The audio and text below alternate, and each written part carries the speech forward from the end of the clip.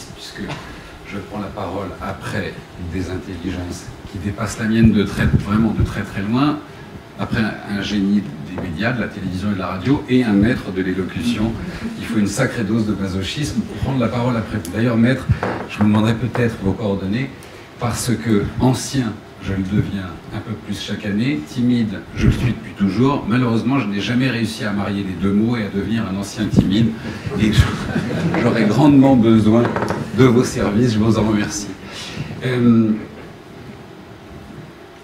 Un de mes premiers souvenirs d'enfance se passe à l'été de mes 8 ans, enfin juste avant l'été de mes 8 ans.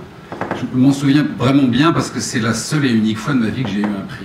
C'était à l'école, je ne me souviens plus pourquoi on m'avait donné ce prix, peut-être par erreur, mais c'était la nature du prix qui a changé ma vie, puisqu'il s'agissait d'un livre, et ce livre était une vieille édition d'occasion de La Terre à la Lune de Jules Verne. Ce qui m'avait le plus interpellé dans ce livre, dans cet ouvrage qui m'avait été remis, c'était la préface. La préface racontait qu'au moment où Jules Verne publie ce roman, il est terriblement critiqué, pour ne pas dire moqué.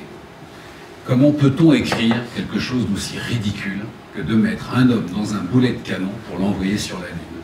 Est-ce qu'on a besoin d'user du papier pour écrire des choses aussi stupides?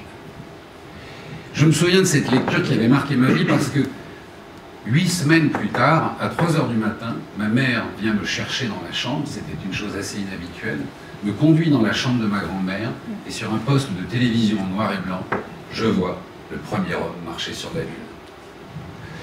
Et ce qui m'avait le plus frappé ce soir-là, ça n'était pas tant Armstrong qui faisait des bonds sur ce morceau de caillou, mais c'était les autres images qui nous parvenaient, celles de ces hommes derrière des pupitres d'ordinateurs.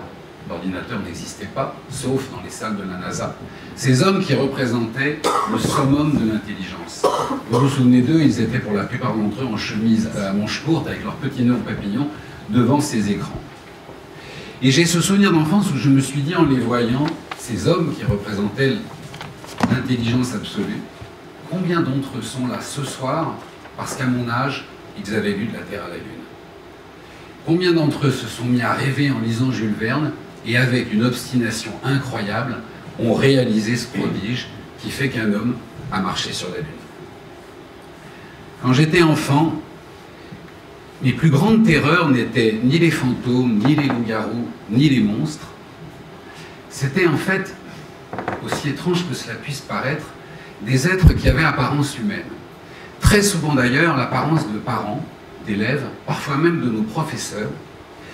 Et pourquoi est-ce qu'ils me terrorisaient? Parce qu'à chaque fois qu'on levait le doigt pour leur demander si une idée était envisageable, ils répondaient invariablement « non, ça n'est pas possible ».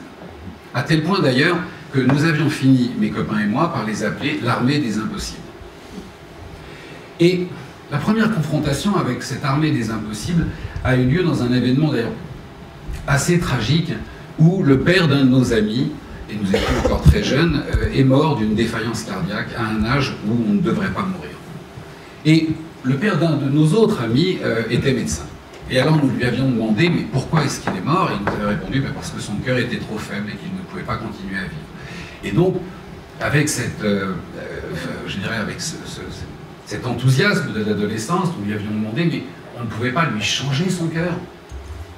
Et la réponse du général de l'armée des pas possibles était tombée. Non, ça n'est pas possible. Mais est-ce que ça pourra devenir possible un jour? Non, ça n'est pas possible.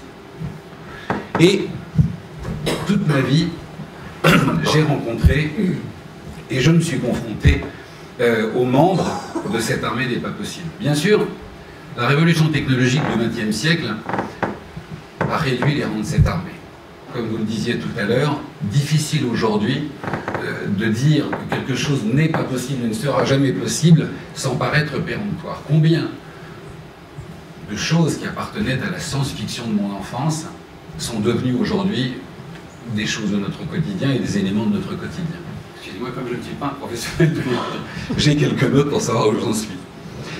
Mais je dirais que face à cette armée des pas possibles, il ne faut jamais il n'y a pas une minute de relâchement. Vous savez cette phrase d'Einstein merveilleuse qui disait « Les forces du mal n'avancent que lorsque les forces du bien restent immobiles ». Et le champ des possibles, je dois dire, a de quoi nous faire rêver. Moi, j'entretiens depuis toujours des rêves qui sont liés à vos métiers, à vous les chercheurs. Et s'il était possible d'éradiquer le cancer une fois pour toutes. Et s'il était possible d'éradiquer la maladie de Parkinson. Et s'il était possible de faire disparaître complètement la poliomyélite de la planète. Et s'il était possible de guérir de la sclérose en plaques, de prévenir la dégénérescence maculaire. Et s'il était possible de trouver un vaccin contre la maladie d'Alzheimer.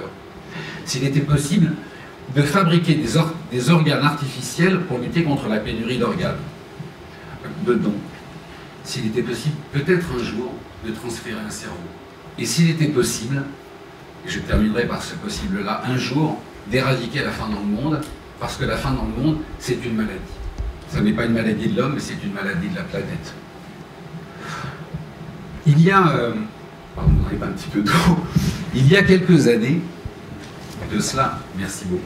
Il y a quelques années de cela, le conservateur du musée des Arts et Métiers m'avait demandé si je pouvais écrire quelques lignes pour la plaquette du musée des Arts et Métiers. Et je lui avais dit bien volontiers parce que c'est un musée où j'ai passé énormément de temps, c'est un musée que j'aime énormément. L'expression des métiers traduit la façon dont l'homme n'a cessé de transformer l'impossible en possible. Vraiment, c'est un musée que je vous invite à visiter. Bref, nous étions avec le conservateur quand nous sommes passés sous l'avion d'Ader. Je ne sais pas si vous avez déjà vu l'avion d'Ader. C'est une espèce de grande chauve-souris blanche, très improbable. On attribue à l'avion d'Ader le fait d'avoir été le premier appareil motorisé à avoir quitté le sol. Quelques centimètres sur quelques mètres. Mais c'était un exploit. Un exploit jusque-là impossible. Et il y a une chose encore plus incroyable qui s'est produite. Nous continuons à marcher quand tout à coup le conservateur s'est arrêté et m'a dit « Vous savez combien d'années se sont écoulées entre le moment où Adair s'est soulevé du sol de quelques centimètres sur quelques mètres et le moment où nous avons marché sur la Lune ?» Alors évidemment, vu le début de mon propos, vous imaginez bien que cette information allait me toucher. 79 ans.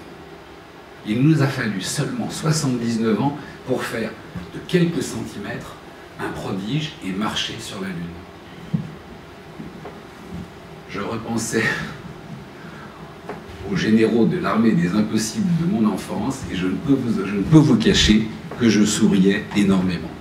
Alors, de quoi finalement l'accomplissement de nos rêves et de nos impossibles dépend? Eh bien, il dépend justement des obstinés, de notre obstination. Et en ce qui nous concerne ce soir, évidemment de l'obstination des chercheurs qui sont là, mais aussi de notre obstination à les soutenir, à donner et à contribuer comme nous le pourrons à la recherche. Et je vais terminer par une dernière anecdote, parce que c'est mon métier, ouais. Toujours quand j'étais enfant, mais ça s'est un peu prolongé à l'adolescence, et puis un petit peu plus tard, comme pour Nagui, Testadura, ça je l'entendais aussi beaucoup parce que j'ai grandi dans le sud, mais c'était très souvent sur mes bulletins. Et je me souviens notamment d'un commentaire qui m'avait valu un redoublement, je n'ai pas honte de l'avouer, un élève qui s'obstine à rêver au lieu de travailler. Et ça, je peux vous dire que quand j'étais rentré à la maison avec ce bulletin, la sanction avait été très lourde. Je me suis obstiné. J'ai continué à rêver, et à rêver, et à rêver, et j'en ai fait mon métier. Et 20 ans après d'obstination à faire ce métier, je peux vous dire que je ne regrette pas une seconde chaque matin d'avoir poursuivi avec obstination ce rêve, parce que ce rêve m'a rendu heureux, et il a fait de moi l'homme que je suis devenu, c'est-à-dire le père de mes enfants. Je vous remercie beaucoup.